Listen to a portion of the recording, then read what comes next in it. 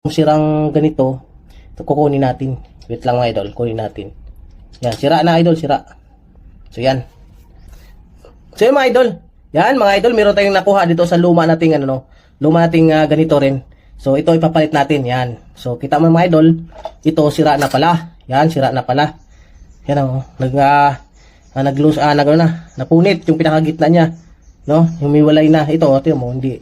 Diba? So ito ipapalit natin. So at least ito mga idol, nakita nyo paano natin baklasin at nakita nyo na kung ano naging sira, no? Maliban dun sa madumi talaga, malaking tulong din yung nalilinisan natin. So tabi natin to. So matik, ito ibabalik natin to mga idol. Yan. Tutusok mo lang dito mga idol. Yan, ito yung pinaka bulb niya sa taas. Ibalik lang natin yun. Tutusok mo lang. Yan. So yan ah. So yan.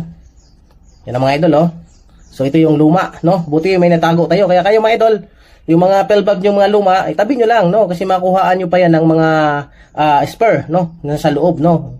Yan. O, di, nakatago tayo. Meron tayong nakikita. So ito, tapo na. Ito yung sira. So yan.